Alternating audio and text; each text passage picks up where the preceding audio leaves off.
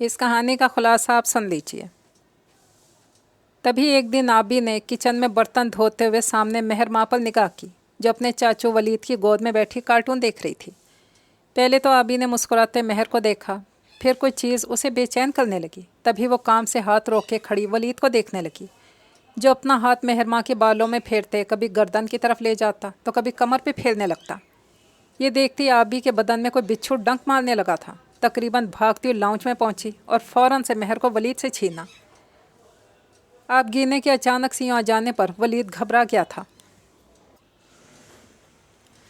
आप गिने नौरीन के साथ बैंक आ गई थी, पर पता नहीं क्यों दिल इतनी तेज़ी से धड़क रहा था। बार बार एसी में बैठे हुए ठंडे पसीने आ रहे थे।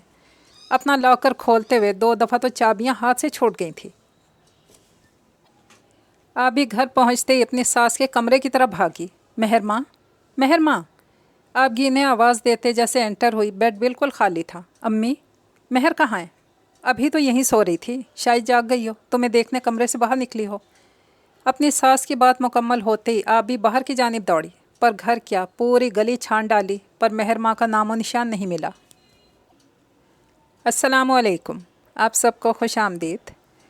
अगर आपने मेरे चैनल को अभी तक सब्सक्राइब नहीं किया तो कर लीजिए, कमेंट और लाइक भी ज़रूर कीजिएगा। तो चलिए फिर चलते हैं इस खूबसूरत सी कहानी की तरफ। एक तो मुझे समझ नहीं आता ये माएँ बच्चे पैदा ही क्यों करती हैं जब उन्हें संभाल कर नहीं रख सकती।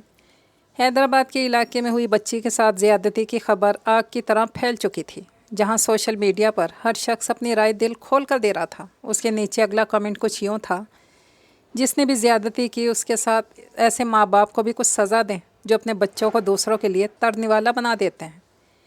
किसी के भी बारे में कुछ भी कमेंट करने से पहले सिर्फ एक बार ज़रूर सोचिएगा, क्योंकि लाजमी नहीं वैसा ही हो जैसा आप समझ रहे हैं। आप गिने कराची की रिहायशी थी और कराची यूनिवर्सिटी की स्टूडेंट भी। वहीं उसकी मुलाकात रिजवान से हुई, जो बाद में मोहब्बत में बदल गई। रिजवान का ताल्लुक़ हैदराबाद से था, और जब रिजवान ने अपनी बचपन की मंगेतर छोड़कर आप गिने से शादी की ख्वाहिश की, तब घर भर में भौचाल बर्पा हो गया। पर रिजवान ने भी हमेशा की तरह औलाद का आजमाया हुआ ब्लैकमेलिंग का हथियार उठाया और मरने की धमकी दी, जो कारगर साबित हुई, और यूँ आप गिने ब्याह कर हैदराबाद आ गई। एमए फ़िज़िक्स में गोल्ड मेडल लेने वाली ससुराल आने के बाद सही मायनों में चकरा कर रह गई, क्योंकि भरे पूरे ससुराल में कोई भी उसे अपनाने को तैयार नहीं था। पर रिजवान की तरफ से सबको अपना बनाने का प्रेशर ज़रूर था। रिजवान के वालिद हयात नहीं थे, जबकि एक ही बहन थी जो ब्याही गई थी। बाकी 2 भाई छोटे थे, जिनमें से इमरान अखबार में रिपोर्टर, जबकि दूसरा वलीद कॉलेज का स्टूडेंट था। आबी की नंद नौरीन ज़्यादातर मैके में ही आई रहती थी, और माँ के साथ साथ उसने भी जैसे कसम ही खा ली थी कि आबी को चैन का सांस लेने नहीं देना। रिजवान की संगत में जैसे तैसे ज़िंदगी गुजर रही थी कि तभी आबी उम्मीद से हो गई। साल बाद ही एक गोल गोतनी सी मेहर माँ को जन्म दिया। वो बच्ची थी ही ऐसी, बिल्कुल किसी गुलाबी गुड़िया की तरह, जिसे देखते ही आबी के बाबा ने मेहर माँ का नाम दे दिया, जो रिजवान को भी बेहद पसंद आया था। पर आबी के ससुराल वाले इस बात पे कुछ ख़ास खुश नहीं थे। मेहर माँ ज़्यादातर अपनी दादी के ही पास होती थी। आबी को बेवजह उसे उठाने की इजाज़त नहीं थी। बकौल सकीना बेगम, अगर बच्ची को गोद की आदत पड़ गई ना, तो काम कौन करेगा? फीड भी वही बैठकर करवाती। दूर ही दूर से अपनी फूल सी मेहर माँ को देखते आबी अपनी ममता की प्यास बुझा लेती थी। पर रात में जब आबी को सुलाने के लिए मुकम्मल तौर पर मेहर माँ दी जाती, तो घंटों अपनी थकन से चोर बदन को मेहर के लिए जगाए रखती। कभी उसके पैरों को चूमती, कभी हाथों को लबों से लगाए अपनी ममता को सैराब कर लेती। रिजवान इन माँ बेटी को देखते हंस देता और कहता, आबी, जब तुम रात रात भर माँ को लिए बैठी रहती हो ना, तो लगता है जैसे पता नहीं कितने अरसे बाद मिल रही हो इससे। तब आबी रिजवान को देखते सर झटक देती कि अब उसे क्या बताए, अपनी बेटी को गोद में भरने के लिए रात का इंतज़ार करना पड़ता है। वक्त का काम है गुजरना, और वो अपना काम बखूबी अंजाम दे रहा था। आबी को इस घर में आए 4 साल, जबकि मेहर माँ 3 साल की हो चुकी थी। तभी एक दिन आबी ने किचन में बर्तन धोते हुए सामने मेहर पर निगाह की, जो अपने चाचू वलीद की गोद में बैठी कार्टून देख रही थी। पहले तो आबी ने मुस्कुराते मेहर को देखा, फिर कोई चीज़ उसे बेचैन करने लगी। तभी वो काम से हाथ रोके खड़ी वलीद को देखने लगी, जो अपना हाथ मेहर माँ के बालों में फेरते कभी गर्दन की तरफ ले जाता तो कभी कमर पे फेरने लगता। ये देखते ही आबी के बदन में कोई बिच्छू डंक मारने लगा था। तकरीबन भागती हुई लाउंज में पहुंची, फ़ौरन से मेहर को वलीद से छीना। आबी के अचानक से यहाँ जाने पर वलीद घबरा गया था। फ़ौरन ही अपनी घबराहट छुपाए पूछने लगा, क्या हो गया भाभी, सब ठीक है ना? हाँ, वो इसे चेंज करवाना था। कहते जल्दी से आबी अपने कमरे की तरफ बढ़ गई। कमरे में आती चटखनी लगा ली जैसे अभी किसी चीज़ का डर हो। मेहर माँ को खुद में भींचे खुद को तसल्ली देने लगी थी। आबी अब अलर्ट हो चुकी थी। वो हर वक्त मेहर को अपने साथ साथ रखने लगी थी। किचन में होती तो स्लेब पे बिठाई रखती, बाथरूम जाती तो कमरे का दरवाज़ा बंद करके कि पहले मेहर को कुछ देकर बेड पर बिठाती, फिर बाथरूम का रुख करती। वलीद को आबी की हरकतें मशकूक लग रही थी। आबी उसे कोई भी मौका नहीं दे रही थी। तभी एक दिन आबगी ने ओह आबी माँ की उंगली पकड़े कमरे में दाखिल हुई। जी अम्मी, वो ये मेरी अलमारी ठीक कर दो, बेहाल हुई पड़ी है। पर तुम्हें अपनी छटांग भर की लड़की से फुर्सत हो तो कुछ करो। वैसे मैं नोट कर रही हूँ, तुमने तो इसे बिल्कुल ही अपना दुम छल्ला ही बना लिया। वो अम्मी बस आजकल थोड़ा मैं इसे क्वेश्चन सिखा रही हूँ ना, एडमिशन करवाना है ना। एडमिशन अभी ज़मीन से निकली नहीं, एडमिशन की पड़ गई। मैं नहाने जा रही हूँ, कपड़े सही करके कत्थई सूट प्रेस करके दे जाना मुझे। जी अम्मी, कर देती हूँ। ये लो मेहर, ये मोबाइल पे कार्टून्स देखो। आबी ने माँ को मोबाइल पकड़ाया और ख़ुद अलमारी में मुँह घुसाए कपड़े ठीक करने लगी। अभी आधा घंटा ही गुजरा था। आबी माँ को देखने के लिए पीछे मुड़ी और मेहर को वहाँ न देखकर सुन्न सी हो गई। पहले तो हिलने की भी सकत ना रही, फिर एकदम से बाहर की तरफ भागी।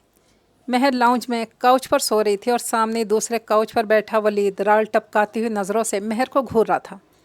उसकी नज़रों में रची खबासत देखते हुए आबी की रीढ़ की हड्डी में सनसनाहट सी दौड़ गई थी। तभी वो चील की तरह लपकती मेहर तक पहुंची और अपने आगोश में भरती अंदर बढ़ गई। आबगीने ने रिजवान से बात करने का तहैया कर लिया था, पर अपनी शौहर के सामने उसके भाई के मुतालिक ऐसी बात करना भी मुश्किल था। अब बात उसकी बेटी की थी। रिजवान, कहो। रिजवान जो भी सोने के लिए लेटा था हुंकार भरते पूछने लगा, रिजवान उठकर बैठें, मुझे बहुत ज़रूरी बात करनी है। कल कर लेना, अभी सोने दो, बहुत थका हुआ हूँ। रिजवान। अब क्या आबी ने दांत पीसते रिजवान के ऊपर से चादर खींची। उफ, क्या मसला है, बोलो। रिजवान झुंझलाते हुए बैठा। रिजवान, वो आबी को अपने लफ्ज़ कहीं गुमते हुए महसूस हुए, फिर जी कड़ा करके बोलने के लिए लब खोले। रिजवान, वो वलीद। क्या हुआ वलीद को? रिजवान ने जमाई रोकते हुए पूछा। वो रिजवान। आबी ने थूक निकला। वलीद का रवैया काफ़ी अजीब सा है मेहर के साथ। मतलब वो बहुत अजीब तरह से उसे देखता है और जिस तरह से उसे वो हाथ लगाता है। मतलब रिजवान, आप समझ रहे हैं ना, तुम कहना क्या चाहती हो? रिजवान के दांत पीसने पर आप भी दहल कर रह गई। तुम ऐसा भी कैसे सोच सकती हो? इतना बड़ा इल्ज़ाम, वो भी मेरे भाई के मुतालिक। रिजवान, मैंने खुद। क्या खुद? हाँ, अगर कुछ ऐसा वैसा देखा है तो बताओ। चाचू है वो इसका, प्यार कर लिया, गोद में बिठा लिया। हद है, इतनी पढ़ी लिखी होकर ऐसी सोच रखती हो। पढ़ी लिखी हूँ तभी शऊर रखती हूँ। जो गलाज़त तुम्हारे भाई की नज़रों में मेरी बच्ची के लिए है ना, वो मेरी रातों की नींद और दिन का सुकून खाक कर गई है। अभी अपने बाल पकड़ते गुस्से से बोल रही थी, पर एकदम से नर्म पड़ती रिजवान की तरफ बढ़ी। रिजवान, इससे पहले कुछ बहुत बुरा और गलत हो, प्लीज़ हम अलग हो जाते हैं। अलग होने की बात पर रिजवान का माथा ठनका था। बेशक अम्मी भी हमारे साथ रह लें, प्लीज़ मेरी बच्ची को बचा लो। ओह, तो सीधा सीधा क्यों नहीं कहती अलग रहना चाहती हो? इतना बड़ा इल्ज़ाम मेरे भाई पे इसलिए लगा रही थी तुम? रिजवान, आप ऐसा सोच भी कैसे सकते हैं? 4 साल मैंने आपकी फैमिली में जैसे और जिस तरह गुजारे हैं वो सब आपके सामने हैं। मैंने कभी भी ऐसा नहीं कहा, पर अब मेरी बच्ची की ज़िंदगी का सवाल है। प्लीज़ रिजवान, आज तक मैंने आपकी मानी है, आज आप मेरी मान लें, हमारी बेटी के लिए। आबी ने आंस लिए आंसुओं से भरी आंखों से रिजवान की तरफ देखते इल्तिजा की। ओके, कुछ करता हूँ। रिजवान के ये अल्फाज आबी के लिए ज़िंदगी की नवीद साबित हुए थे। भाभी। हाँ कहो। नौरीन। आबी ने हाथ पहुँचते हुए नौरीन की तरफ देखा। वो मेरे देवर की परसों बारात है, तो अपना कुछ जेवर मुझे पहनने के लिए दे दें। नौरीन, जिसने आज तक आबी से सीधे मुंह बात नहीं की थी, सामने खड़ी इल्तिजा कर रही थी। हाँ ज़रूर, पर वो तो सब बैंक में है, आपको पता है आजकल के हालात। तो हाँ चलो, अभी ले आते हैं, बैंक भी तो अभी खुला होगा। पर नौरीन, मेहर सो रही है, ऐसे कच्ची नींद से उठकर तंग करेगी। हाँ तो अम्मा है ना, वो देख लेंगी। आप भी किसी तौर महर को अकेले छोड़कर नहीं जाना चाहती थी। अच्छा फिर मैं इसे उठा लेती हूँ। ना भाई, इतनी पटाखा है वो, नींद ख़राब हो तो उसका तो बाजा ही बंद नहीं होता। नौरीन ने कानों को हाथ लगाते हुए कहा। नौरीन, ऐसे कैसे छोड़ जाऊँ? अच्छा चलो, कल रिजवान से मंगवा दूँगी। आबी ने एक और तजवीज़ पेश की।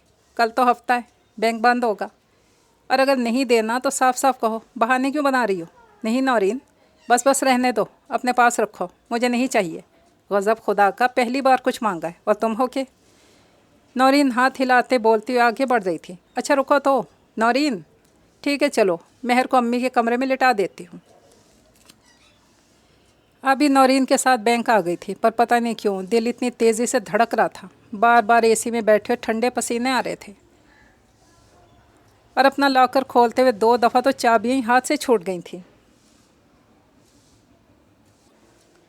नौरीन आबी को देखते हैरान हो रही थी कि इस औरत को अपना जेवर कितना प्यारा है, किसी को देखते हुए ये हालत हो रही है। आबी घर पहुंचते अपनी सास के कमरे की तरफ भागी। महर, महर माँ, आबी ने आवाज़ देते जैसे एंटर हुई। बेड बिल्कुल खाली था। अम्मी, महर कहाँ है? अभी तो यहीं सो रही थी, शायद जाग गई हो, तुम्हें देखने कमरे से बाहर निकली हो। अपनी सास की बात मुकम्मल होते ही आबी बाहर की जानिब दौड़ी। घर क्या, पूरी गली छान डाली, महर माँ का नामो निशान नहीं मिला। नौरीन, उसका शौहर और रिजवान से छोटा इमरान पिछले आधे घंटे से महर को ढूंढ रहे थे, पर उसके पैर से गिरे एक शूज़ के अलावा कुछ नहीं ढूंढ पाए थे। आबी तो मानो बिल्कुल चुप होकर एक कोने में बिना हरकत किए बैठी थी। उसे देखकर किसी मुजस्मे का गुमान होता था। तभी रिजवान बौखलाया हुआ पहुंचा। रिजवान को देखती आबी झपट पड़ी थी उस पर। मैंने कहा था ना, मैंने कहा था तुमसे मेरी बच्ची महफूज नहीं है यहाँ। आबी ने ज़ारो कतार रोते हुए कहा था ना, बचा लो अपने भाई से। नहीं, तुम्हें भरोसा था अपने खून पे। आबी रिजवान को गिरेबान से पकड़े से झंझोड़ रही थी। मुझे मेरी बेटी चाहिए रिजवान।